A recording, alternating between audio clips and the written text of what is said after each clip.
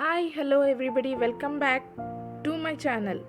So, today we are going to pronounce the Unit 4, The Blind Dog of 7th Standard, which is written by the very famous author, poet, writer R.K. Narayan. Okay, shall we start?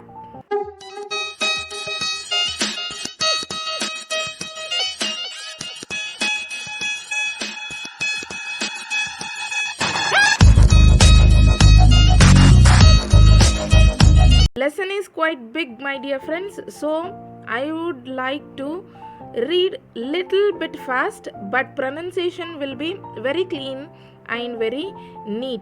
To improve your reading skills, read every day. Okay. A pre-reading task: listening and speaking. Read this passage at home before it is narrated to you in the class. Follow carefully your teacher's narration, then answer her questions. People love animals and keep them as pets. Take dogs for example. Dogs are well fed, bathed, groomed, and taken out for walks and rides. Their masters get them good medical care. In the end, they are sometimes put to sleep to help them escape the pangs of death. There are also people who keep the animals to make them work for them. They feed them well and keep them strong. You have heard of SPCA, the Society for Prevention of Cruelty to Animals. It says we must not treat animals cruelly. In this story, some people help a poor mongrel to run away from the cruel master. But the poor thing comes back to him and falls into his clutches again. B. Read. Reading. Read the story at home before it is read in the class. Follow carefully your teacher's model reading.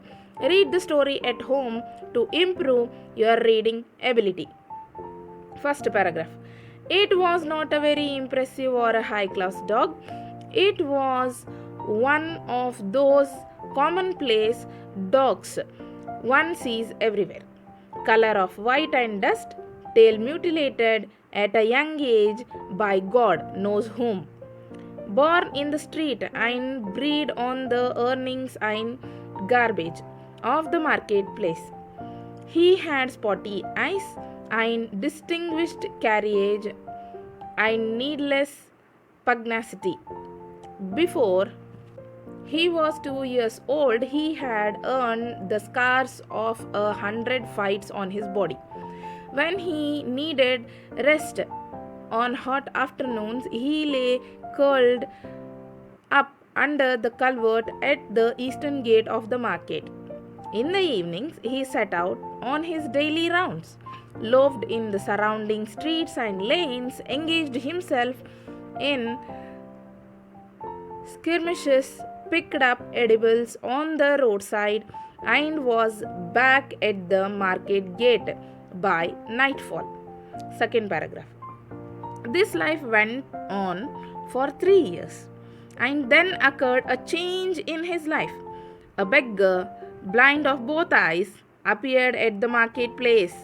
An old woman led him up there early in the morning, seated him at the gate, and came up again at midday with some food, gathered his coins, and took him home at night.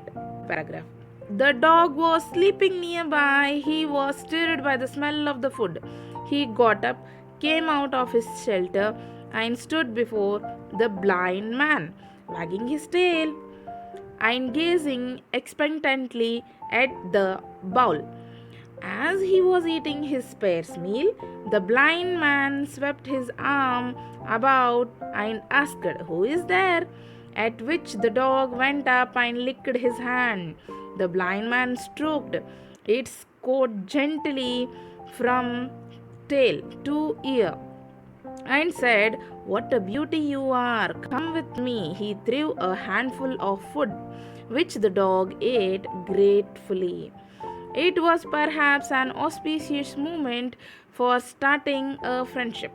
They met every day there, and the dog cut off much of its rambling to sit up beside the blind man and watch him receive alms morning to evening. In course of time, observing him, the dog understood that the passer-by must give a coin, and whoever went away without dropping a coin was chased by the dog. He tugged the edge of their clothes and pulled them back to the old man at the gate and let go only after something was dropped in his bowl. Among those who frequented this place was a village urchin who had the mischief of a devil in him. He liked to tease the blind man by calling his names and by trying to pick up the coins in his bowl.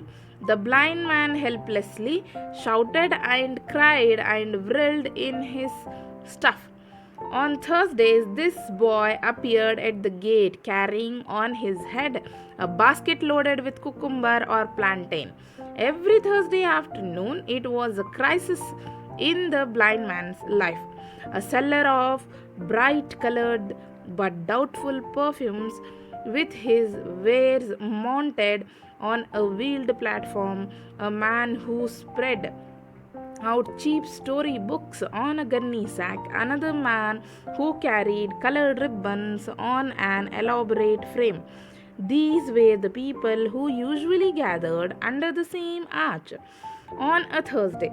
When the young man appeared at the eastern gate, one of them remarked, "Blind fellow, here comes your Scrooge." Fourth paragraph. "Oh God, is this Thursday?" he wailed. He swept his arms about and called, "Dog, dog, come here." "Where are you?" He made the peculiar noise which brought the dog to his side. He stroked his head and muttered, "Don't let that little rascal." At this very moment, the boy came up with a leer on his face. Fifth paragraph. "Blind man, still pretending you have no eyes?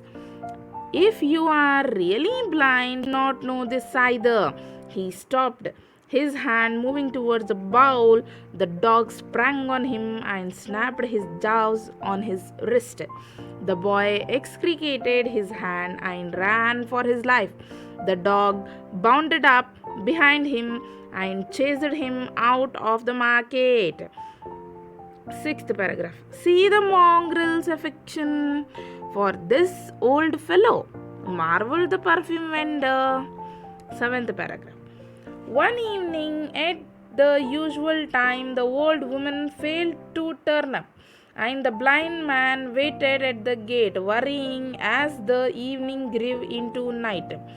As he sat fretting there, a neighbor came up and said, "Sammy, don't wait for the old woman. She will not come again. She died this afternoon." The blind man lost the only home he had and the only person who cared for him in this world. The ribbon vendor suggested, "Here, take this white tape."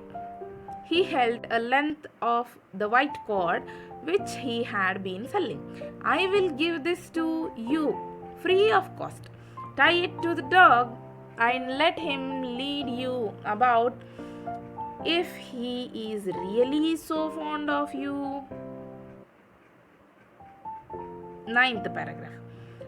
Life for the dog took a new turn now. He came to take the place of the old woman.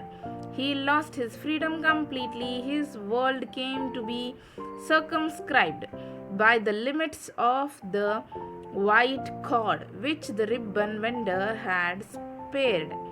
He had to forget wholesale all his old life, all his old haunts.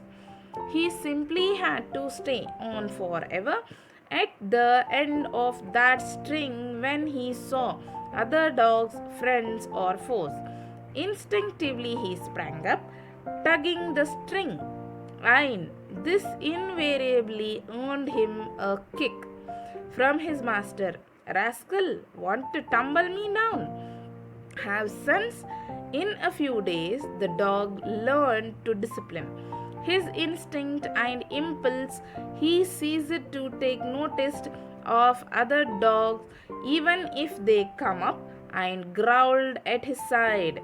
He lost his own orbit of movement and contact with his fellow creatures. To the extent of this loss, the master gained.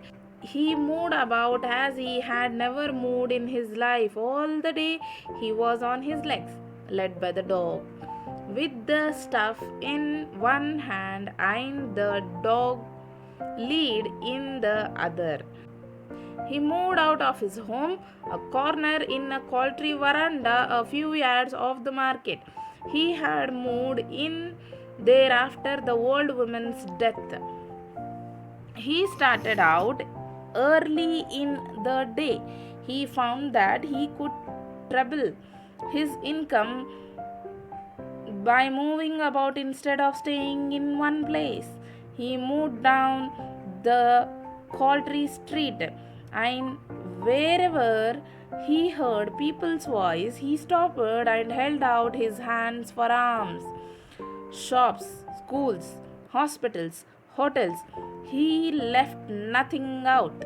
He gave a tug when he wanted the dog to stop and shouted like a bullock driver. When he wanted him to move on, the dog protected his feet from going in the pits or stumping against steps or stones, and took him up inch by inch on a safe ground and steps. For this sight, people gave coins and helped him. Children gathered round him and gave him things to eat. A dog is essentially an active creature who punctuates his hectic rounds with well defined periods of rest. But now, this dog, henceforth to be known as a tiger, had lost all rest. He had rest only when the old man sat down somewhere. At nights, the old man slept with the cord turned around his finger. I can't take chances with you, he said.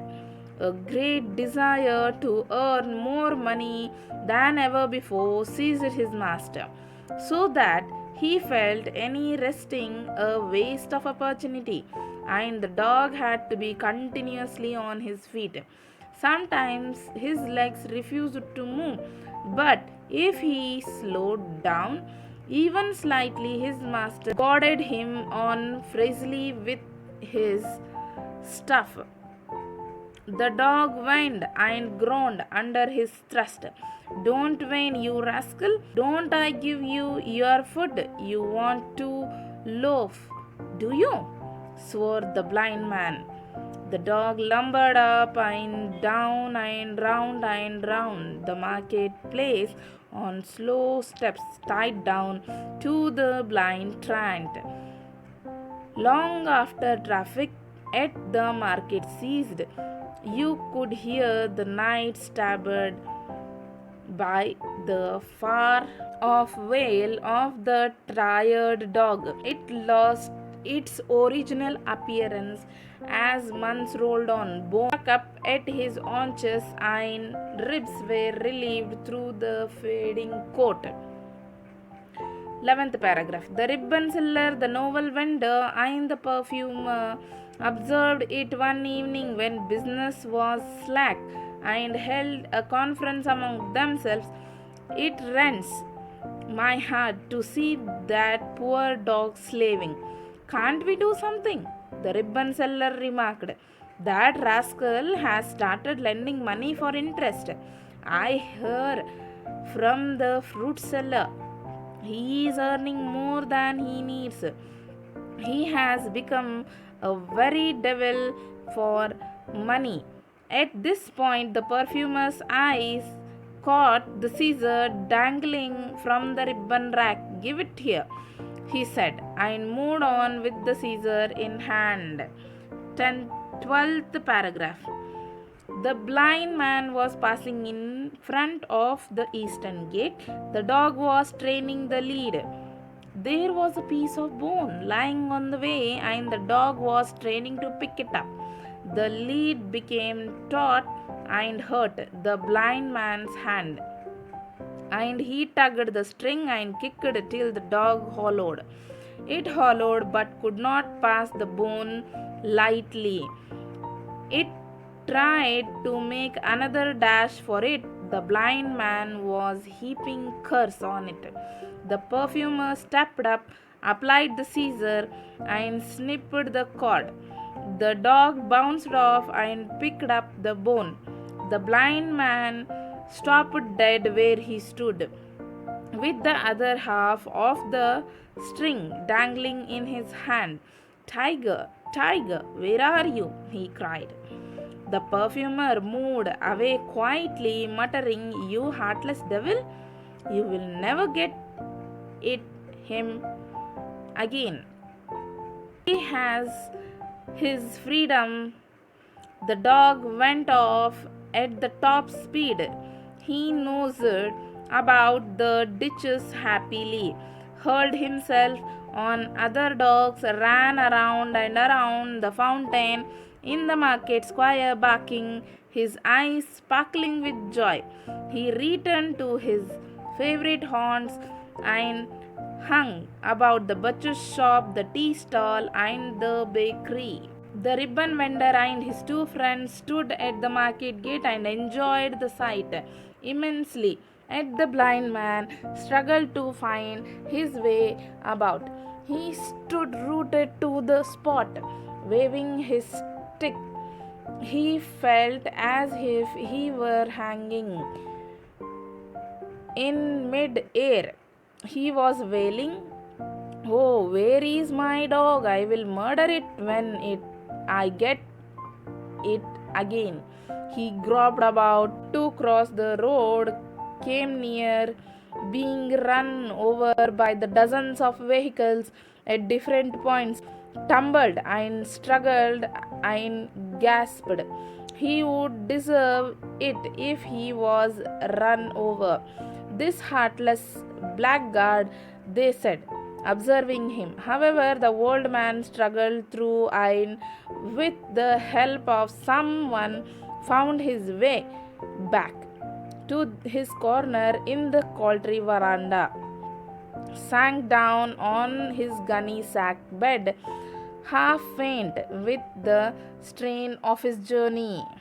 He was not seen for 10 days and 20 days, nor was the dog seen anywhere. They commented among themselves, The dog must be loafing over the whole earth, free and happy. The beggar is perhaps gone forever. Hardly was this sentence uttered when they heard a familiar tap-tap of the blind man's stuff. They saw him again coming up the pavement led by the dog. Look, look, they cried. He has again got at it and tied it up. The ribbon seller could not contain himself. He ran up and said, Where you have been all these days? 15th paragraph. Know what happened? Cried the blind man. This dog ran away. Would have died in a day or two, confined to my corner. No food, not an anna to earn, imprisoned in my corner. I should have perished if it had continued for another day. But this thing returned. When? 16th paragraph. Last night at the midnight, as I slept in bed, he came and licked my face. I felt like murdering him. I gave him a blow which he will never forget again, and said the blind man, I forgave him. After all, a dog. He loafed as long as he could pick up some rubbish to eat on the road, but real hunger has driven him back to me. But he will not leave me again. See, I have got this. And he shook his lid It was a steel chain this time. 17th paragraph. Once again there was the dead, despairing look in the dog's eyes. Go on, you fool, cried the blind man, shouting like an ox driver. He tugged the chain, poked with the stick, and the dog moved away in slow steps. They stood listening to the tap tap going away. 18th paragraph. Death alone can help that dog, cried the ribbon seller, looking after it with a sigh. What can we do with the creature who returns to his doom with such a free heart? Yes, my dear friends, this was the audiobook of The Blind Dog.